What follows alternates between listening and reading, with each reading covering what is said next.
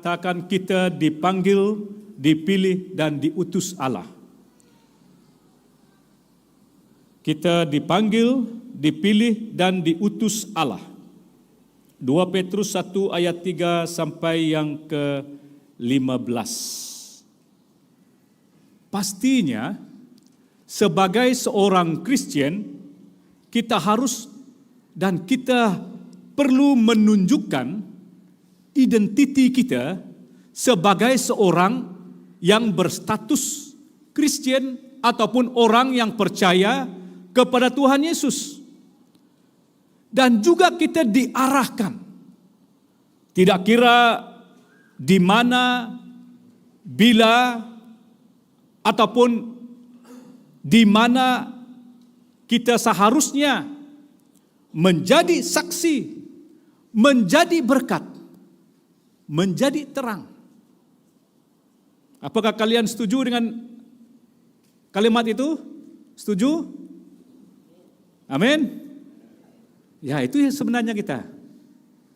Kita diarahkan, kita diperintah melakukan kehendak Allah itu, dan kita akan menjadi saksi, menjadi terang dan menjadi berkat. Tetapi persoalannya,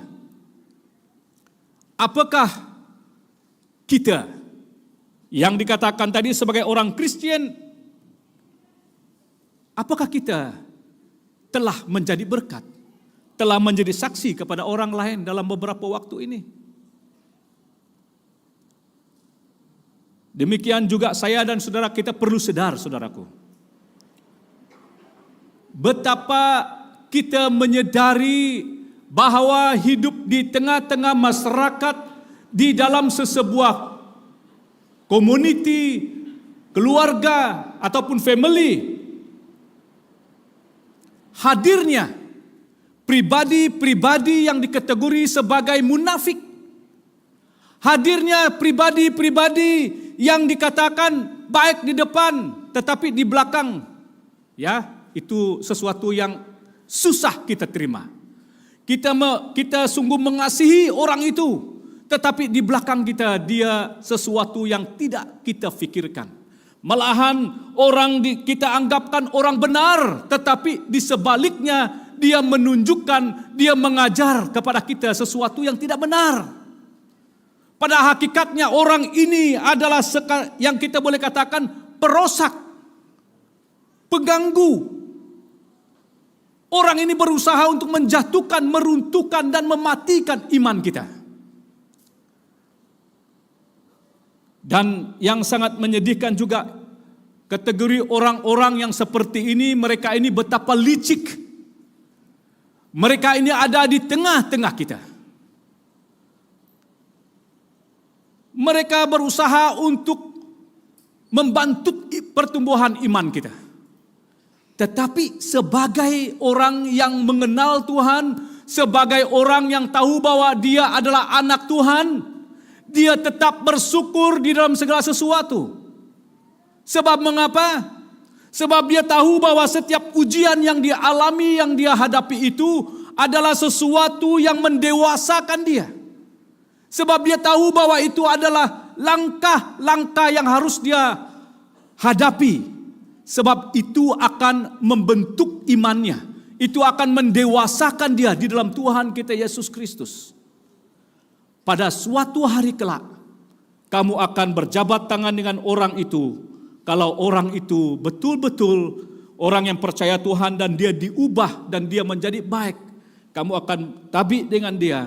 Sebab dia, oleh karena dia bersifat sedemikian, kamu menjadi lebih dewasa. Kalau kita merujuk kepada surat Matius 24 ayat 3 sampai yang kelima, berkata ketika Yesus duduk dia bertanya kepada mereka, katanya, awas jangan terpedaya oleh siapapun. Ramai orang akan datang dengan namaku dan berkata, akulah Kristus. Mereka akan membuat ramai orang terpedaya. Ayat 11, ramai nabi palsu akan tampil memperdaya orang ramai. Kejahatan semakin merebak, kasih sayang hampir luput dari hati mereka. Namun demikian, Sesiapa yang bertahan ke saat akhir akan diselamatkan. Injil tentang kerajaan Allah akan disebarkan ke seluruh pelosok bumi sebagai suatu kesaksian kepada semua bangsa. Selepas itu barulah tiba akhir zaman.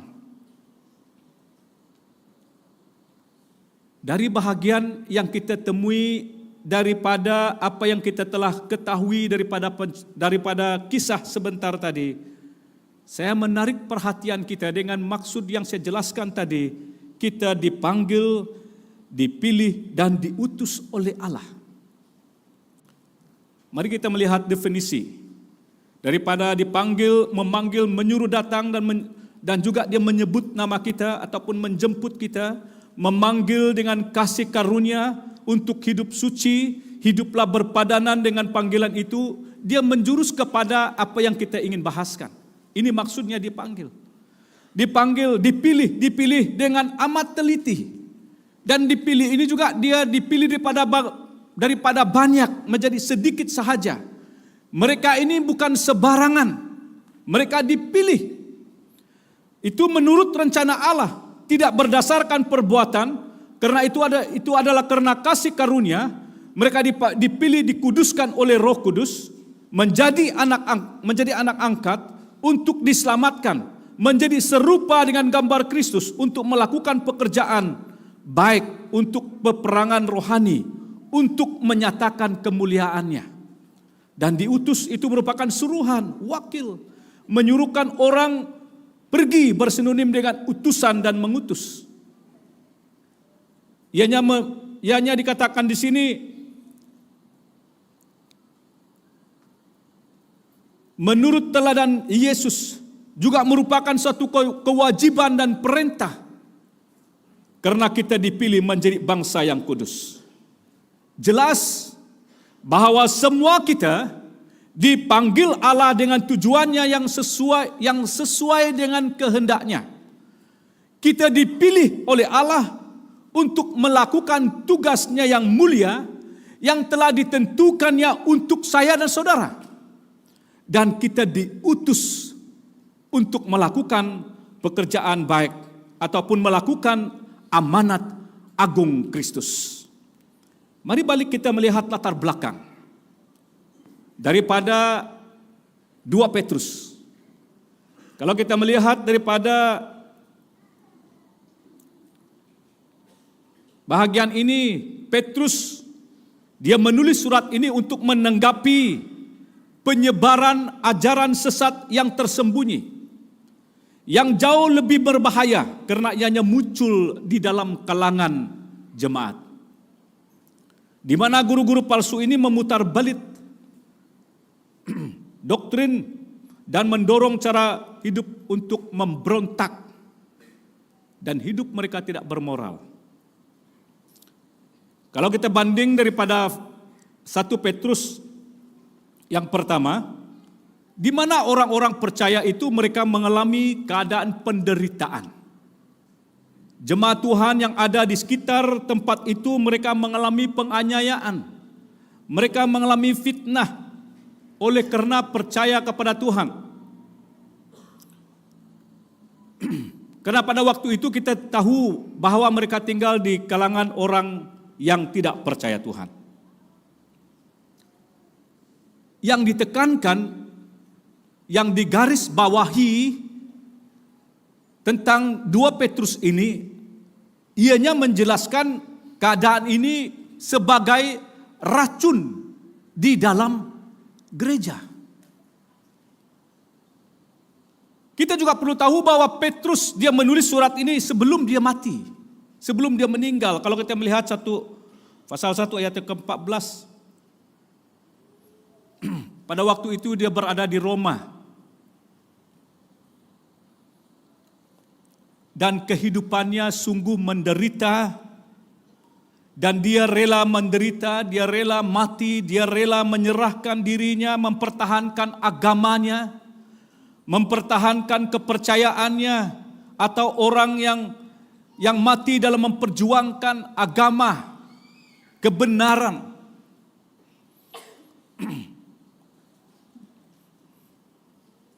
Dan dia mati syahid.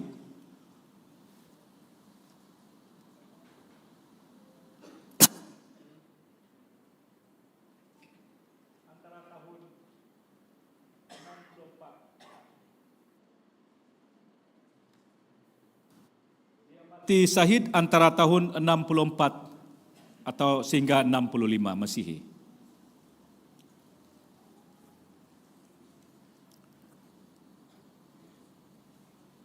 Dalam pasal 1, Petrus memulakan dengan menjelaskan bahwa pengetahuan yang benar tentang Yesus Kristus menjadi tema utama.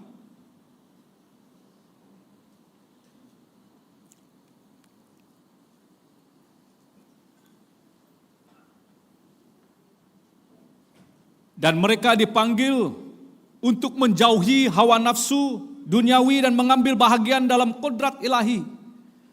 Dan Petrus mendorong mereka untuk maju, untuk terus hidup dengan menyesuaikan ada 8 rantai kebajikan Kristen dari iman sampai, kalau kita melihat daripada sebelumnya, daripada pasal 5 ayat yang sampai yang ke-7, ya.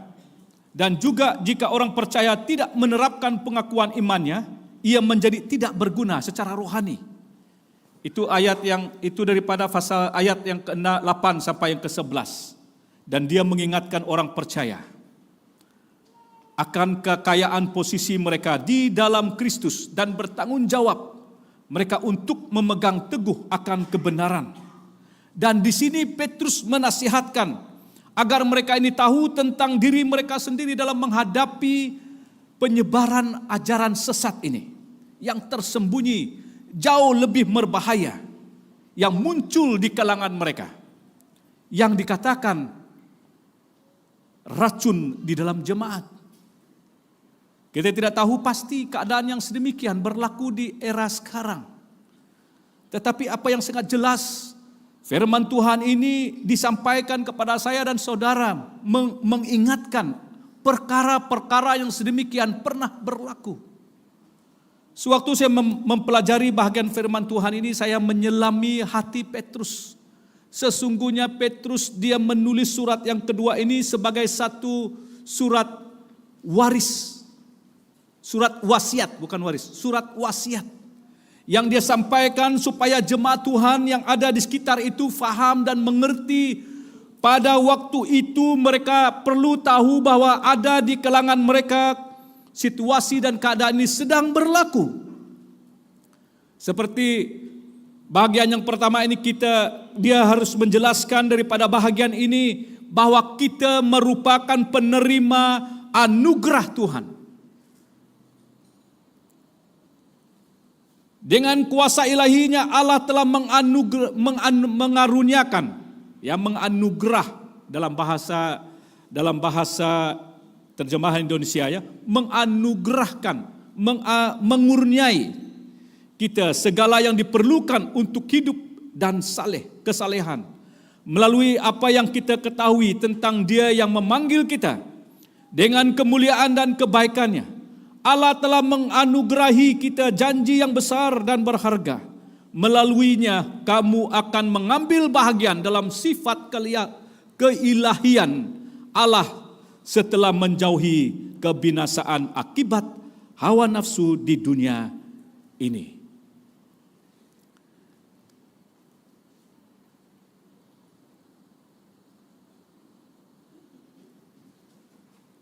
Mari bersama kita melihat definisi daripada kata anugerah. Pemberian merupakan hadiah sebagai yang tertinggi dan besar nilainya daripada Allah. Manakala menurut Kamus Besar Bahasa Indonesia, ianya merupakan pemberian atau ganjaran daripada pihak atas. Perhatikan, dengan kuasa ilahinya yang mulia dan ajaib telah menganugerahkan atau mengaruniakan kepada kita. Menurut bahasa Yunani, kata menganugerahkan berarti memberikan, melimpahkan sesuatu kepada seseorang. Dan juga Allah telah menggunakan kuasanya untuk memberi kepada kita segala sesuatu yang kita perlukan untuk hidup dengan cara seharusnya dijalani orang Kristen. Itulah sebabnya Tuhan tahu segala sesuatu keperluan kita. Yang diperlukan Tuhan tahu. Hanya dengan syarat Dia menghendaki supaya kita mencari dahulu kerajaannya dan kebenarannya. Maka segala sesuatu yang kita akan perlukan akan diberi akan disediakan untuk kita. Allah melakukannya. Allah bekerja dan melakukannya untuk saya dan saudara karena Dia mengenal kita.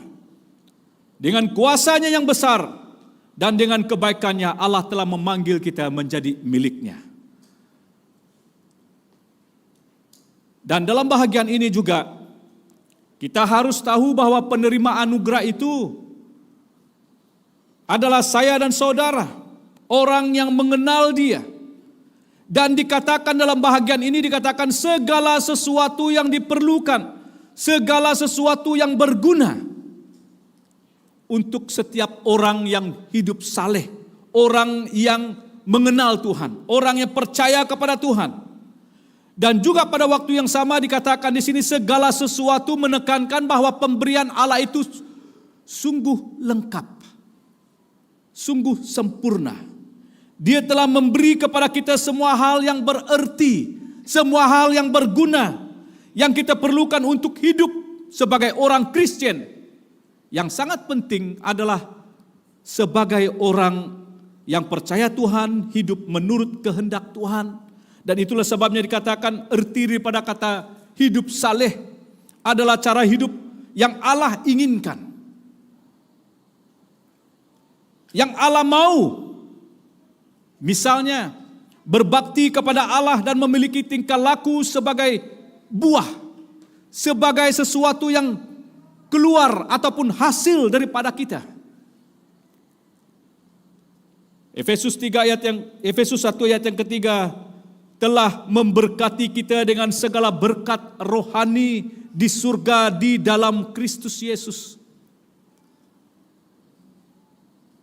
Dan juga dikatakan dipanggil menjadi milik Tuhan. Sungguh luar biasa. Dikatakan menurut bahagian ayat yang ketiga ini, dengan kuasanya yang besar Dia telah memanggil kita menjadi milik-Nya. Dengan tujuan untuk menikmati kebesaran dan kebaikannya. Kalau kita melihat dalam Roma pasal yang ke-8 ayat yang ke-28, dia katakan Allah turut bekerja dalam segala sesuatu yang mendatangkan kebaikan bagi mereka yang mengasihi Dia, yaitu bagi mereka yang terpanggil sesuai dengan rencana Allah. Siapakah mereka itu menurut Paulus di sini? Adalah orang yang terpanggil sesuai dengan rencana Allah. Adalah orang yang telah ditentukan, yang telah ditetapkan, yang telah dipanggil oleh Allah. Dan sangat indah sekali juga dalam bahagian ini mengatakan janji yang besar dan berharga. Janji dalam terjemahan dalam bahasa Alkitab Bersih Borneo ya. Dan juga berkat-berkat dalam bersih bahasa terjemahan bahasa Indonesia. Janji yang besar dan berharga. Kalau kita melihat 2 Korintus 7 ayat yang pertama, saudara-saudaraku yang kekasih, karena kita sekarang memiliki janji-janji itu, marilah kita menyucikan diri kita dari semua pencemaran jasmani dan rohani, dan dengan demikian menyempurnakan kekudusan kita dalam takut akan Allah. Yang ini menjelaskan sesuatu perkara yang penting bagi saya dan saudara, bahwa segala sesuatu yang telah dijanjikan kepada kita, ianya telah ditentukan, sesuatu yang tidak akan lenyap, janji yang tidak pernah dinyatakan, tetapi ianya telah diberikan kepada kita. Dan itulah sebabnya dikatakan berharga, berkaitan dengan kedudukan yang sangat yang tinggi dan terhormat. Itu yang dikatakan berharga, yang merupakan berharga dan sangat besar. Saudara, sewajarnya saya dan saudara tahu bahwa hidup ini adalah sesuatu hal yang harus kita ketengahkan sebagai orang Kristen. Seperti mana Paulus pernah mengatakan bahwa hidup adalah Kristus, mati adalah keuntungan.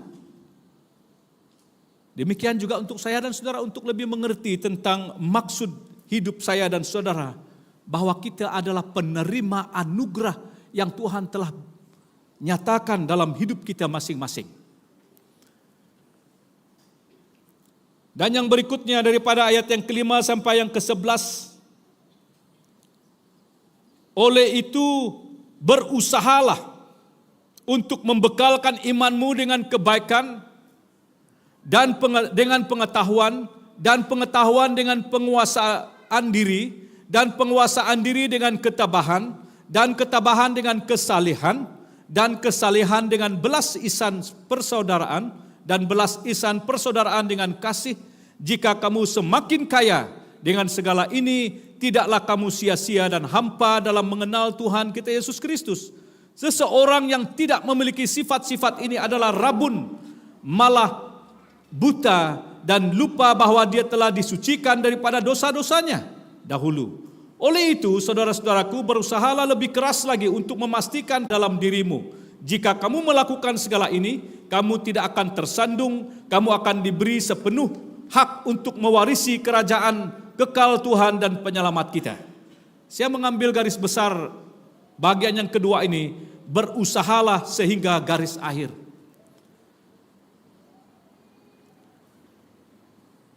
Definisi berusahalah adalah bekerja dengan giat untuk mencapai ataupun melaksanakan ataupun menyempurnakan, bersinonim dengan kata dengan daya upaya ataupun ikhtiar.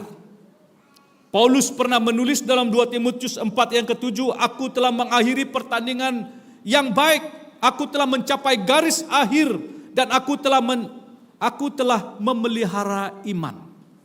Sekali lagi, aku telah mencapai garis akhir dan aku telah memelihara iman. Saudara, untuk mencapai garis akhir ini kita harus berusaha sungguh-sungguh dengan lebih keras tanpa henti sehingga kita mencapai tujuan hidup kita. Menurut Paulus di dalam teks ini, menjadi umat Tuhan bukan merupakan sebuah perjalanan hidup yang dianggap mudah dan senang. Malahan kita berdepan dengan berbagai rintangan, berdepan dengan berbagai cobaan, dugaan, dan juga karena kita harus memenuhi setiap perintah Tuhan.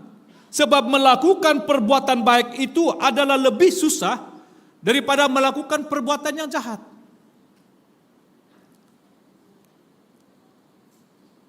Dan itulah sebabnya saudaraku yang Tuhan sungguh kasihi, dalam bahagian ini menjelaskan bahwa kita seharusnya dengan sungguh-sungguh berusaha untuk menambahkan kepada iman kita. Menambah membawa arti menjadi bertambah, menumbuhkan sesuatu ataupun melengkapi. Ya. Di sini dikatakan sungguh-sungguh berusaha merupakan ajakan untuk bekerja tanpa takut berkorban, berbuat sebaik-baiknya. Di dalam terjemahan bahasa versi Borneo dikatakan membekalkan imanmu dengan kebaikan. Pada dasarnya iman berarti percaya dan taat kepada Tuhan Yesus Kristus, bermaksud kita harus tetap percaya kepada Kristus dengan sungguh-sungguh, yaitu dalam melakukan kebajikan. Kebajikan itu berarti kebaikan. Ya. Dan itulah sebabnya dikatakan di sini kebajikan merupakan perilaku hidup atau tingkah laku yang baik, kelakuan yang baik atau mampu berbuat yang baik dan indah. Pengetahuan pula memahami tentang kehendak dan tujuan Allah, membezakan mana yang baik dan yang jahat, benar dan salah. Hidup bijaksana mengenal Allah dengan benar, dan penguasaan diri, kemampuan seseorang untuk mengendalikan dirinya, tahu bagaimana mengendalikan dirinya, menahan diri untuk tidak berbuat jahat, dan ketekunan, berani dan tabah dalam menghadapi penderitaan dan kejahatan, mampu bertahan, sabar dalam kesusahan, dan dalam waktu menderita. Kesalehan adalah hidup saleh, berlawanan dengan hidup fasik. Secara khusus berarti tindakan mengabdikan dan bertanggung jawab sepenuhnya kepada Allah. Dan juga kasih persaudaraan, dasarnya ungkapan ini berarti kasih di antara orang bersaudara, anggota keluarga. Tetapi dalam perjanjian baru, kasih di antara sesama orang percaya. Dan ditekankan di sini adalah dia menjelaskan satu kepedulian dan membantu memenuhi orang lain, terutamanya orang miskin.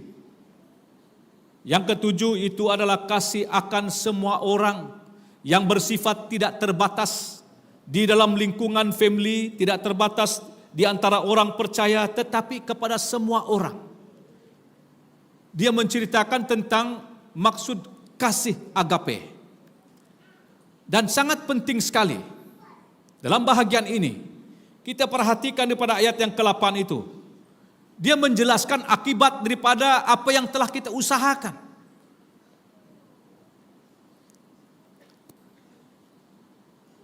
Jikalau dikatakan sebab apabila semuanya itu ada padamu dengan berlimpah-limpah, apa yang ada padamu?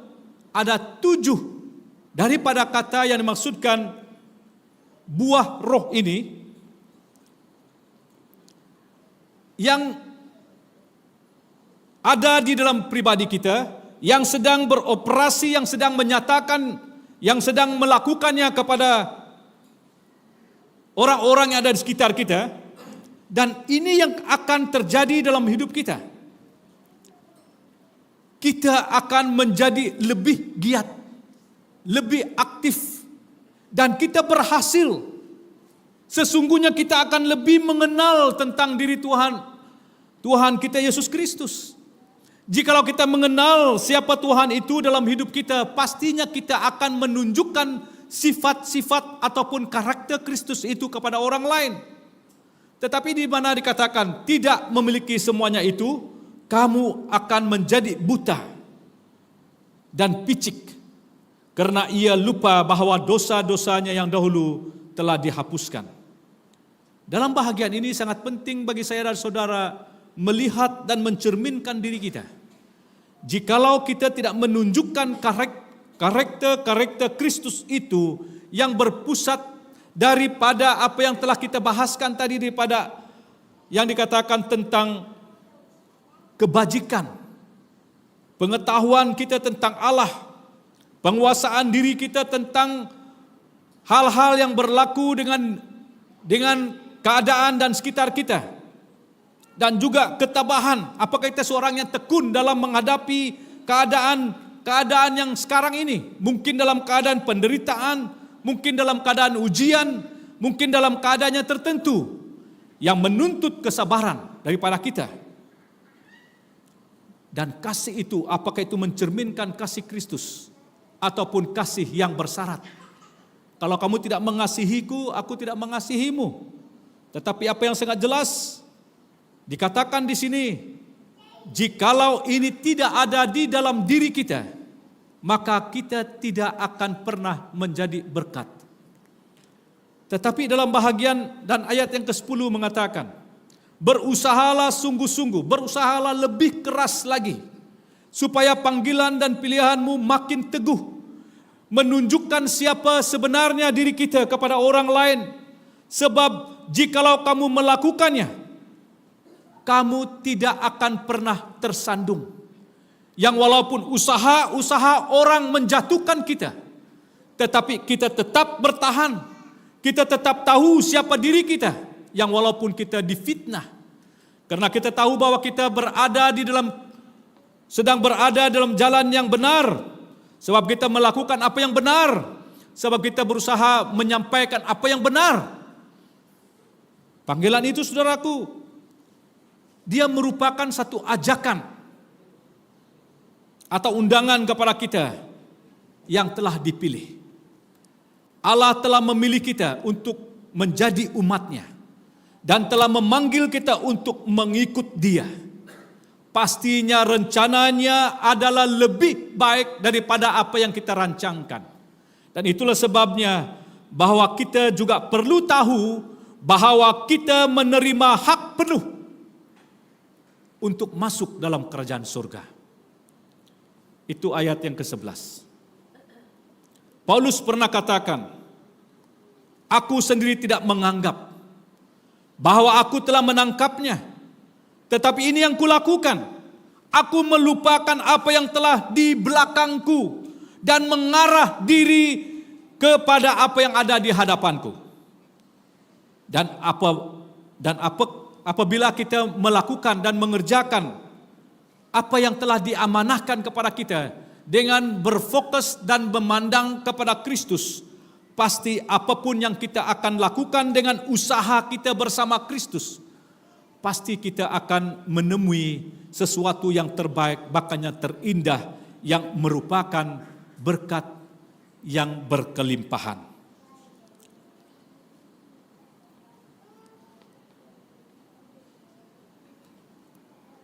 Apakah saya dan saudara,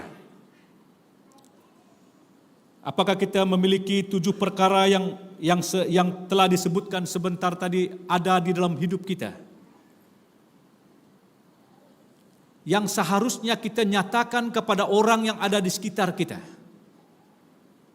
yang kita harus kemukakan, sampaikan kepada orang-orang ataupun kepada keluarga kita, kepada jemaat yang lain, sehingga mereka mengalami akan berkat Tuhan itu.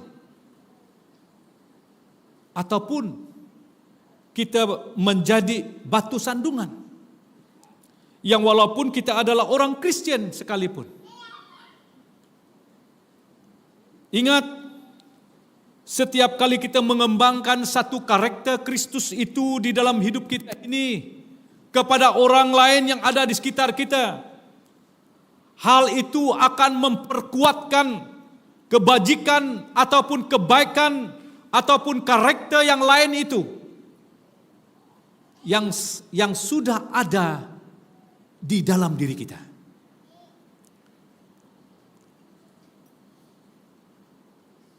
Saya sangat tertarik daripada bahagian yang terakhir, sebab kita adalah manusia yang sangat terbatas. Di sini Petrus dia menyampaikan satu pesan dengan niat yang sangat jelas dan sangat tulus.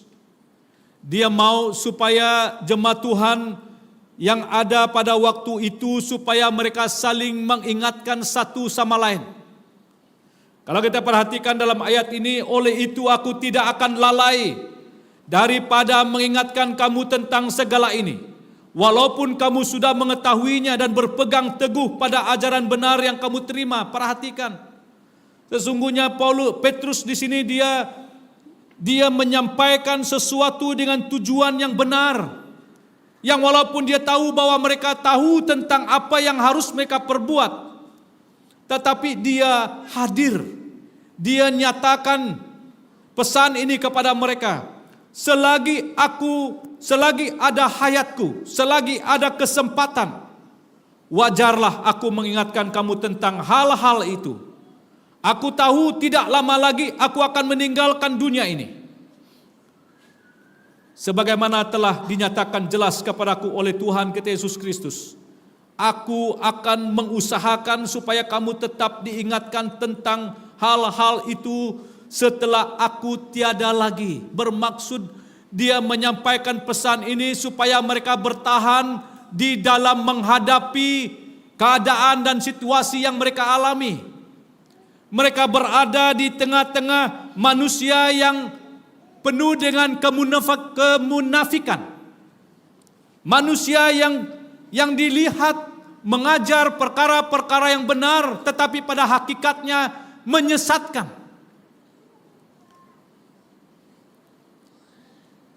Satu kali ada pertemuan pastor kita, ya, pastor emisi, setiap hari Rabu kita ada persekutuan doa. Saya tidak hadir, tetapi apa yang mereka bahas dan doakan pada waktu itu adalah di mana begitu banyak orang kena skema, ya. Termasuk beberapa pastor juga kena. Tengok itu Facebook, murah handphone beli, tidak timbul-timbul duit, tidak timbul-timbul itu telepon. Dan ada yang order seluar yang cantik tetapi datang itu seluar AP, lebih bagus lagi ya seluar AP itu. Kita menghadapi keadaan yang sedemikian. Dilihat betapa indah dan betapa baik, didengar begitu manis, menawan hati. Tetapi pada hakikatnya perkara itu adalah sesuatu yang berusaha untuk menyesatkan kita. Yang menyedih dan sangat berbahaya menurut beberapa penafsir. Mereka meletakkan latar belakang 2 Petrus ini sesuatu bahagian yang sangat penting, di mana perkara ini sedang berlaku di dalam komuniti mereka, di mana ada yang timbul dan hadir sebagai guru palsu yang mengajarkan ajaran yang tidak benar. Dan di sini kita harus tahu bahwa definisi mengingatkan adalah memberi ingat, memberi nasihat supaya kita sadar akan tanggung jawab kita, supaya kita akan tahu siapa kita dan apa tugas kita, apa yang harus kita perbuat. Yang saya sangat perhatikan di sini, saya merindukan, Tuhan, saya rindu seperti hati Petrus. Petrus dia tidak mau salah satu daripada jemaat Tuhan pada waktu itu tersesat. Itulah sebabnya dia katakan, selagi aku masih hidup, aku akan berusaha untuk menyampaikan kebenaran. Selagi ada kesempatan. Saya berdiri di belakang tadi, saya hampir memberitahu kepada Ase sana, saya melihat ada 2 orang anak kita di sebelah kiri saya. Ada 2 orang anak sana. Mereka ini kecil dahulu. Sekarang mereka berdiri lebih tinggi daripada kita. Di dalam hati kita sebagai seorang pemimpin, sebagai seorang bapak, kita melihat anak kita makin hari makin dewasa secara tubuh jasmani. Di dalam hati kita yang terdalam, kita mau supaya mereka ini akan menjadi manusia yang baik. Mereka akan menjadi anak Tuhan yang hidup takut akan Tuhan. Kemanapun mereka akan pergi menyatakan kebenaran Tuhan dan firman Tuhan. Dan kita mau supaya mereka ini akan menjadi saksi, menjadi terang dan berkat kepada orang lain. Itu yang ada dalam hati kita. Itu yang ada dalam hati Petrus. Pasti itu ada dalam hati kita sebagai pemimpin dan sebagai ayah, sebagai bapak. Dan itulah sebabnya dikatakan, Petrus berkata bertanggung jawab atas semua orang. Ini tanggung jawab kita. Yaitu kita memberi peringatan untuk mengingatkan tentang janji Tuhan atas kita. Walaupun kamu tahu tentang semuanya. Dan itulah sebabnya seorang bapak dia seringkali pesan anak dia beritahu seperti ini seperti itu berulang kali. Tetapi kebenaran firman Tuhan katakan kalau dia berunsur sesuatu berkaitan dengan kebenaran firman Tuhan, tentang kasih Tuhan, tentang perintah yang pertama dan yang kedua, dikatakan dalam kitab Ulangan dikatakan berulang-ulang. Baik waktu kamu jalan, baik waktu kamu mau tidur, sampaikan semuanya kepada orang yang ada di sekitarmu, kepada anak-anakmu. Tetapi kalau kita mengajar mereka dengan perbuatan-perbuatan jahat, pasti itu adalah menyesatkan. Apa yang ditekankan di sini, dikatakan oleh Paulus, aku menganggap sebagai kewajibanku untuk tetap mengingatkan kamu. Pernahkah kita berterima kasih kepada orang yang mengingatkan kita ataupun sebaliknya? Selalunya seringkali kita melihat sebahagian orang ataupun tidak sedikit orang yang tidak pernah mengatakan terima kasih. Malahan mereka seringkali melabelkan orang itu sedemikian sebab dia seringkali memperingatkan kita. Tetapi firman Tuhan mengajar kita, mengingatkan kita pada hari ini, betapa bertuahnya kalau ada orang ada di kalangan kita yang sama seperti Petrus. Dia merasa bertanggung jawab untuk mengingatkan kita. Dia katakan semuanya itu, dan dia katakan aku dikaruniakan hak penuh untuk memasuki kerajaan kekal, dan aku akan segera menanggalkan kemah.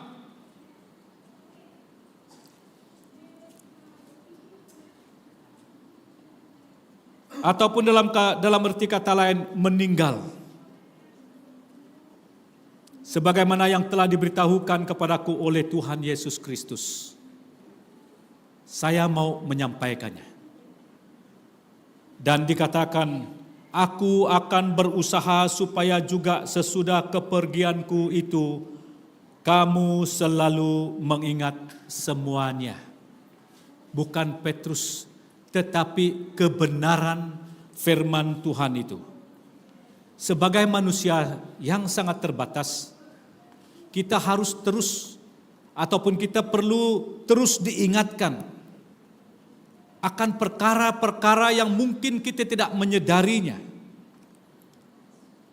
Tetapi kita perlu belajar berusaha supaya kita dapat mencegahkan segala usaha iblis, supaya kita menjauhkan daripada perkara-perkara yang berusaha untuk menjatuhkan kita.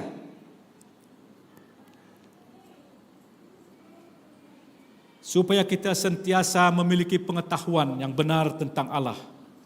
Dan kita akan mengerjakan bahagian-bahagian penting yang Tuhan telah percayakan kepada kita. Kita harus mantap dalam kepercayaan akan kebenaran, supaya kita tidak mudah diombang-ambing oleh rupa-rupa angin pengajaran yang sedang diwar-warkan, yang sedang disampaikan kepada kita, mungkin ada di tengah-tengah kita maupun di dalam keluarga kita. Apakah kita memiliki hati yang sama seperti Petrus? Apakah kita sedang bertumbuh dalam iman kita? Ataupun kita sedang hanyut ikut arus dunia yang berdosa ini? Perhatikan di sini. Petrus mendorong kita agar maju terus dalam iman. Semakin hari semakin serupa dengan Kristus. Ingat, jika satu karakter Kristus terbentuk dalam diri kita, berarti karakter-karakter yang lain pun akan diperkokohkan, diperkuatkan.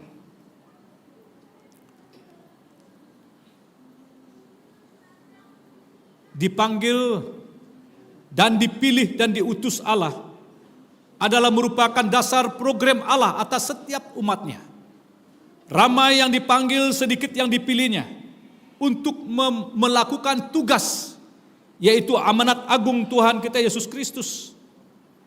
Perjalanan kita masih jauh, saudaraku. Pastinya kita akan tetap berdepan dengan berbagai gangguan, berbagai cobaan, masalah dan rintangan yang berusaha untuk menawan kita dengan tawaran-tawaran indah dunia ini.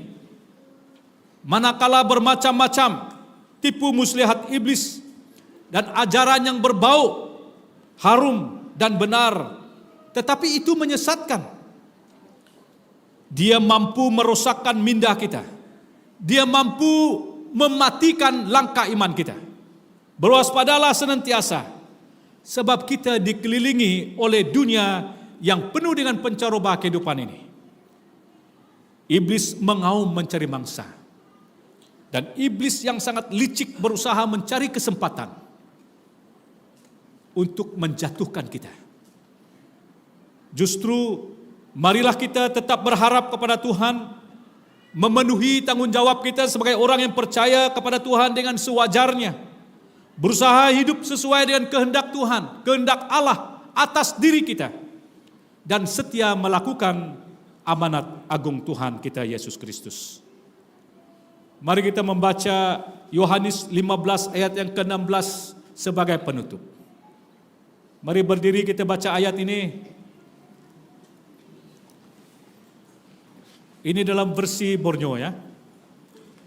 1, 2, 3. Bukan kamu yang memilihku, tetapi aku yang memilihmu dan menyuruhmu berbuah lebat, dan buahmu itu haruslah kekal. Maka apa sahaja yang kamu minta dalam namaku, Bapa akan mengaruniakannya kepadamu. Amin. Dalam versi Indonesia, bukan kamu yang memilih aku, tetapi aku telah memilih kamu. Dan aku telah menetapkan kamu supaya kamu pergi dan menghasilkan buah, dan buahmu itu tetap, supaya apa yang kamu minta kepada Bapa dalam namaku diberikannya kepadamu. Mari berdoa.